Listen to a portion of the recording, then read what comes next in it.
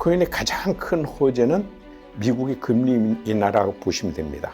금리 인하는 모든 비트코인 투자자들이 기대하고 있는 것이기 때문에 그것이 한번 뚝이 터지면 비트코인은 걷잡을 수 없이 그 핑계 삼아 가격을 올리고 오르고 할 것입니다. 안녕하세요, 코인유다님. 예, 반갑습니다. 네, 반갑습니다. 오늘은 또 새로운 질문들을 코인유다님께 드리고자 하는데요. 예. 우선 첫 번째 질문 드리도록 하겠습니다. 최근에 알트코인 시장에서 세력이 움직이기 시작했다는 근거를 20% 상승 기준으로 파악을 한다라고 말씀을 해주신 적이 있어요. 그렇다면 혹시 비트코인에서 세력이 움직이기 시작했다라는 근거로 알 수 있을 만한 기준이 있을까요? 제가 언제 알트코인 20%를 작전 세력이 움직이는 거라고 얘기했나요? 조금 그 이해도가 부족하신 것 같아서 자세히 말씀을 드리면, 알트코인이 작전을 하고 우리가 그 작전이 성공할 것이다라고 어느 정도 믿고 동승하는 그 타임을 세 가지로 저는 정하고 있는 겁니다. 첫 번째가 3일이란 기간 동안에 20% 가격이 올라갈 때 우리도 거기서 동참하면 괜찮겠다 하는 포인트를 보고요. 그 다음에 하루에 10% 혹은 10% 이하 떨어졌다가 10% 이하 반등했을 때, 그때 역시 여기 작전이 우리가 동참해도 되겠다. 또 혹은 작전을 하다가 쭉 올라가다가 6% 떨어졌다가 다시 그 정고점을 올라갈 때, 이때 우리도 동참하면 되겠다. 이렇게 얘기하는 것이지 무작정 시간 개념도 없이 20% 오른다는 것은 안 맞고요.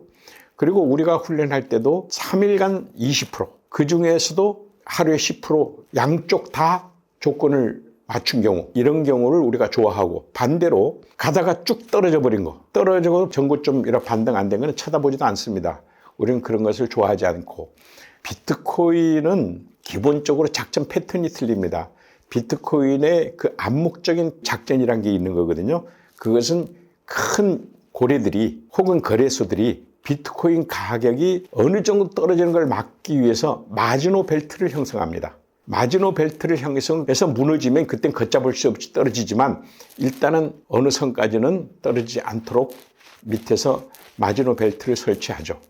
이런 것은 우리가 그쯤에서 반등할 거다라고 예측하는데 큰 단서를 줄 뿐이지, 딱히 어떤 작전 세력이 작전한다고 우리는 보지 않죠. 비트코인은 워낙 덩어리가 커서 누군가의 작전에 의해서 움직이지 않습니다.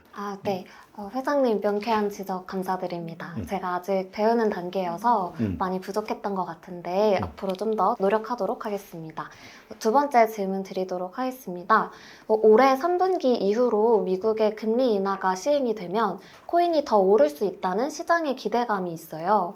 혹시 회장님께서는 미국의 금리와 이 비트코인의 가격이 큰 상관관계를 가지고 있다라고 생각하시나요? 그건 당연합니다. 그리고 앞으로 비트코인의 가장 큰 호재는 미국의 금리 인하라고 보시면 됩니다. 왜냐하면 특별하게 비트코인이 앞으로 예측되는 호재랄 게 없거든요. 요번에 이더리움 ETF가 나왔듯이 대형 알트코인들, 기축통화를 하고 있는 메인넷을 가진 그 알트코인들이 ETF 될 공산이 앞으로 굉장히 많습니다. 그런 와중에 오히려 비트코인은 그게 호재가 아니라 그 순간은 거의 조금 떨어져요. 오히려 비트코인 도미넌스가 더 떨어지는 타임이기 때문에 그때는 좀 조심해야 됩니다. 그러나 금리 인하는 얘기가 달라요. 금리 인하는 모든 비트코인 투자자들이 기대하고 있는 것이기 때문에 그것이 한번 뚝이 터지면 비트코인은 걷잡을 수 없이 그 핑계 삼아 가격을 올리고 오르고 할 것입니다. 네. 금리 인하 시기가 너무 기대되는 시점인 것 같습니다. 세 번째 질문 드리도록 하겠습니다. 혹시 회장님께서 트레이딩을 하실 때 가장 좋아하시는 알트코인의 기준이 있으실까요? 그 이유는 무엇일까요? 아까 말씀드렸듯이 어떤 특정 알트코인을 좋아해 본 적도 없고 모든 알트코인은 장기 보유하지 않습니다. 근데 이런 알트코인은 제가 좋아하죠. 사흘 동안에 20% 오르면서 오늘도 10% 이상 올랐다. 이것은 작전하기에, 동승하기에 가장 좋은 알트코인이기 때문에 그때는 좀 묻지마 투자하듯이 들어가서 언제 빠져나올까만 연구합니다. 그런 걸 좋아하는 알트코인이죠. 아, 네. 4일 동안 20% 이상을 넘기고 오늘 하루 동안 10% 이상 넘긴 알트코인을 선호하시는 거군요. 그렇죠. 듣기만 해도 너무 부럽습니다. 혹시 비트코인과 이더리움의 내재 가치에 대해서는 어떻게 생각하시나요? 모든 쓰임새의 용도에 있어서 이더리움이 탁월합니다. 그래서 2세대 코인이라고 하죠. 그러나 자산 가치로 본다면 얘기가 싹 달라집니다. 자산 가치로 보면 비트코인은 2100만 개로 제한되어 있잖아요. 그래서 나중에 이론적으로 이게 쓰임새가 있을 때는 사토시로 쓰일 것이다. 그 사토시가 뭔가요? 1억 분의 1 비트코인입니다. 그러니까 비트코인은 이론적으로는 1억 배 오를 것을 전제로 만들어진 코인입니다. 그러나 다른 알트코인은 가격이 안 오르더라도 수량을 1억 배로 증가시킬 수가 있겠죠. 그러니까 가격 오르는 것은 자산 가치가 있는 것은 이더리움이 아니라 비트코인이 되겠습니다. 아, 네. 비트코인은 제한 발행량이 있기 때문에 훨씬 그렇죠. 더 내재 가치가 높다라고 판단할 수 있는 거네요. 예. 회장님께서는 단기 거래, 그리고 중장기 거래, 장기 거래 이렇게 세 가지 거래 기법으로 나눠서 생각해 주시는데요. 혹시 이 세 가지 중에 어떤 거래법이 가장 좋다고 판단하시나요? 저는 다 좋습니다. 저는 제가 다 만든 기법이고 다 좋은데 제가 직접 해보면 확실히 아는 게 저는 역시 익숙한 사람이니까 초단타일수록 돈을 많이 벌더라고요. 중장기 거래를 내가 권하는 이유는 돈을 많이 벌어서가 아니라 더 안전하니까 초보자의 기준으로 더 안전하니까 중장기 거래하라는 것이지 직업적으로 하는데 그렇게 하면 안 되겠죠. 직업적으로 하면 돈을 많이 벌어야죠. 그건 초단타 거래를 해야 됩니다. 초단타 거래는 시장 지수 이런 것도 볼 필요가 없어요. 전부 단타로 다 대비가 돼 있기 때문에 쉽게 얘기하면요.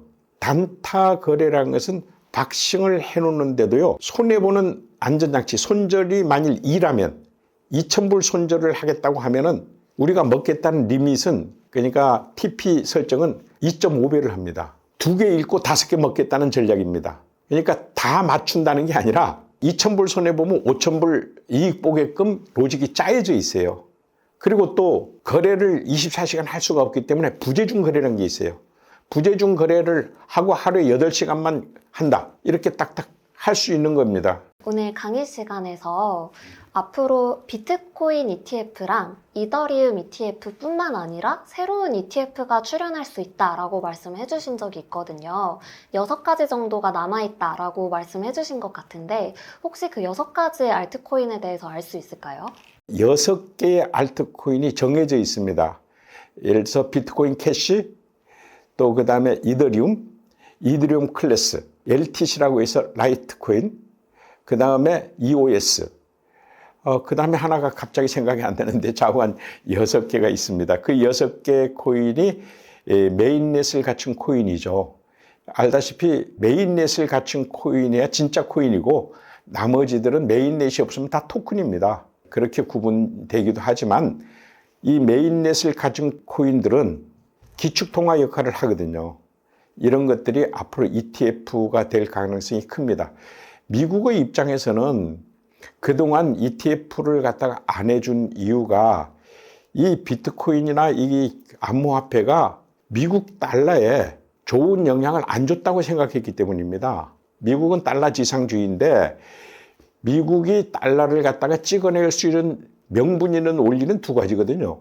하나는 비상사태, 전쟁, 코로나 이럴 때는 돈 마음대로 찍어내잖아요, 걔들. 그 다음에 또 한 가지는 월가에서 만드는 금융 파생 상품. 그게 처음에 암호화폐를 파생 상품으로 봤거든요. 그렇게 되면 달러를 많이 찍어낼 수 있어야 되는데 USDT 테더 코인이 만들어서 돈을 달러는 조금 묻어두고 그냥 큰 거래에서 달러 찍어낼 명분을 없애버려서 테더를 그렇게 공격을 했던 겁니다. 그런데 이제는 ETF라는 파생 상품이 만들어진 거예요. 드디어 금융으로서의 역할을 하게 된 거죠. 그러면 블랙록이 ETF에서 사가지고 수많은 자산운용사 앞에 ETF를 팔게 되면 달러를 찍어낼 수 있는 명분들이 생기는 거예요. 이렇게 되면 이제 미국은 최소한 이 암호화폐를 적으로 보지 않게 됩니다. 이거는 지금 트럼프도 얘기를 했고 바이든도 얘기했습니다. 그리고 심지어는 중국마저도 암호화폐를 금지한 중국마저도 이제 홍콩을 통해서 ETF를 하려고 하는 겁니다. 그래서 앞으로는 최소한 암호화폐에 대해서 아주 적대하는 정책은 쓰지 못할 것이다. 그런데 우리나라는 지금 뭐 하고 있는지 모르겠어요. 아직도 우리나라만 지금 뒷걸음치고 있어요. 안타까운 일이죠. 그러면 아까 말씀해 주셨던 이더리움 클래식 그리고 LTC와 같은 메인넷을 가진 코인들이 ETF가 될 가능성이 높고 그런 코인들이 ETF가 됐을 때 또 암호화폐 전체 시장의 호재로 작용이 되겠네요. 암호화폐 전체로는 호재가 되지만 비트코인 앞에는 악재입니다.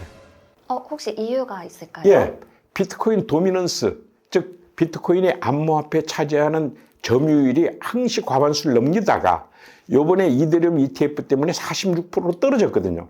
그러니까 그 이더리움 가격은 요즘 조정 구간이잖아요. 근데 반면에 이더리움은 조금 올랐잖아요. 앞으로도 그런 게 있으면 이더리움이 시장 지배력이 자꾸 떨어지죠. 이더리움 알트코인이라는 자체는 원래가 얼터네이티브, 즉 비트코인을 대체하겠다는 코인이거든요. 그러면 노골적으로 좀 대체할 코인들이 나오면은 비트코인은 조금 떨어지겠죠. 아무래도 아무리 발행량이 제한돼 있어도. 그런데 비트코인으로 호재가 되는 게 아니라 호재는 역시 금리 인하죠. 예, 금리 인하. 그리고 무엇보다도 전체적으로 보면 미국이 이제 비트코인을 적대적으로 하는 것은 한계가 있다. 이렇게 말씀드릴 수 있습니다. 네. 메인넷을 가진 코인이 이제 새로운 ETF 지수화가 되면 오히려 비트코인의 호재일 줄 알았는데 아니었네요. 예. 네네. 예. 오늘 새로운 시사점 알려주셔서 감사합니다. 그럼 이렇게 인터뷰 마치도록 하겠습니다. 감사합니다. 예, 감사합니다. 예.